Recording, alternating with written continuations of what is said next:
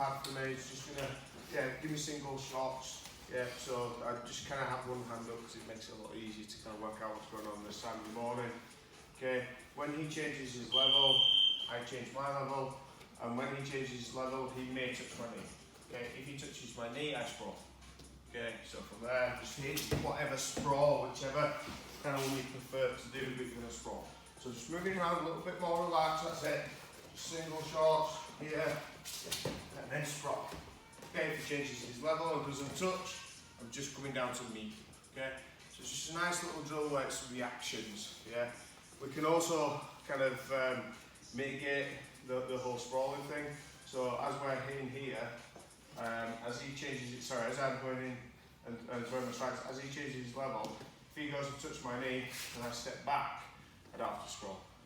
Okay, so the pad person, think about your distance. So if I'm padding Jay, here. I'm running away a little bit more now. I get that sprawl. Okay, makes sense? Give it a 1, 2 times to actually reveal the chop block. Okay, so the chop block is when someone's shooting in and they've not dropped the knee. Okay, or someone's shooting in and you're significantly taller than the other person as well. So that kind of again negates the need to drop the knee because I can get underneath it from that position.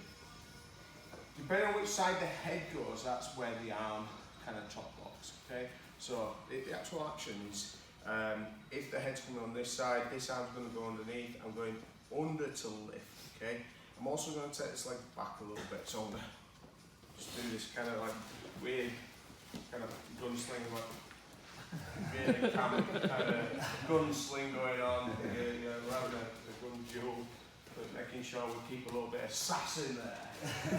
Taking that leg back. Okay, so Jay's going to shoot his head on this side. Okay, as he comes in, I'm going to block and just put this foot behind. Okay, so I'm putting this foot and I'm stamping my foot down to make sure I've got a little bit of balance.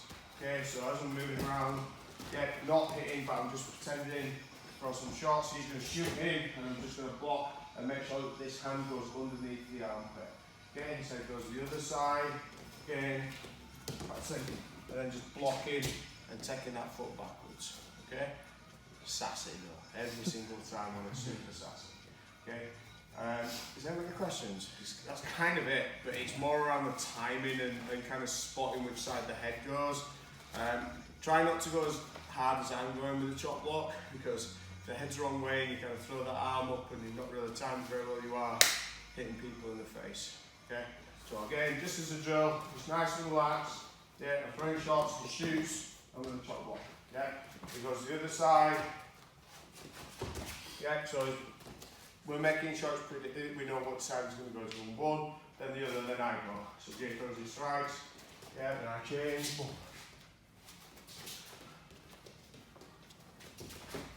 Yeah, and I want that stop. A little bit of a lift on the arm. Give it a go. 1, 2, 3. Stopping the person from coming forward. And we've not done much of this, to be honest, where we're going after, kind of having this kind of impact. Everything we've kind of done is like going underneath and then around, or arm dragging and doing all that kind of stuff. This one though, it's one of these where there's an impact. Yeah, there has to be an impact from both. So if he's shooting in, so Jay shoots in, he gets his head in, he's going to keep driving. Yeah, so if I don't get my shot block, then this is where my feet start moving and he's going to end up double legging me and stuff. So when I hit that top block, it's boom, there's an impact. Yeah, so it's a little, you can do it nicely, but there has to be that, for it to work properly. So Jay shoots in, I chop block, okay, and then from this position I'm going to overhook and just turn, okay. I've got to stop his momentum first, because if he's still driving at this point and I go to here, he's going to knee tap me and I'm going to end up on my bottom. Okay, so this is where we want that stop, switch. Okay, so here he shoots, stopping, hand comes up nice and high. This hand here is going to switch over and I'm just going to change the angle. Okay, so now we're both facing the same direction. So I can come back in by dropping his weight into my front headlock, or we can start looking at the Kenkenuchimatas, which we did a little while ago. Okay, so he shoots in, so boom, drop block, hand goes over, yeah. Even though I've stopped him, I'm really conscious of his feet moving again. So, round, shoulder on top of his shoulder, and then from here, front headlock. Or just have a little play with that pink Uchi Martin if you want. Okay, if you can remember it, if not, we'll come around and show you. Right, have some fun. 1, 2, 3. Clinch position as well, so like single collar and tight bum position. We'll start off with a single collar grip. So Jay's got round and he's got this nice, strong single collar grip. Okay, this can be quite hard to kind of clear. We can kind of just push and do all this kind of thing, but just doing it as a single thing never really works in my opinion. So what we're going to do is whichever hand's on the inside is going to come round and grip over the arm. Okay, so the forearm or the wrist, depending on how long his arm is. Okay, and then all I'm going to do is I'm going to step this leg round, yeah, and I'm going to look away. Okay, so once I look away, it's a lot easier to now just shrug your shoulder to clear the arm. Okay, so he grips, control, yeah, take a little step, and then I look around and grip into my Russian tie. Okay, so if I don't turn my head, yeah, you don't clear the hands. What you'll feel is you'll feel the hand kind of straighten out as you look away. So if you just watch your fingers, yeah. So you've got that good grip, gets a good tight clinch. So the amount of fight to keep my head up here, yeah. And then I'm just going to use that shoulder. And you see how his fingers kind of peel off. Yeah. Now once we're in this position, I'm keeping this arm nice and close to my chest as well. Okay, because this is what's going to help me get into my Russian tie. Okay. So you grip, boom. Control, yeah, little step on the outside, clear, and then just get into your Russian tie position. That makes sense? Everyone remember the Russian tie? It's okay, lie to me, it's fine. Yeah. One of my faves is the Russian bow tie. Okay, give it a go. 1, 2, 3, same thing. Once I'm in this position, I'm controlling over the forearm. Okay, I'm always looking, and it's the shoulder kind of coming forward that really helps. Before you go as well, sometimes it's better to just have your foot on the outside and take that little step. Okay, because it's a little harder for him to keep control of the arm when you start turning. If I stay in this position and his foot's on the outside, yeah, he might start switching to go for like a single leg or something when I start going over. So as I start pulling his arm, he's going to go in, start grabbing my leg and coming round and doing all that kind of thing. Whereas if my foot's on the outside, the single leg's not there for him to attack. So, control, this hand's just underneath.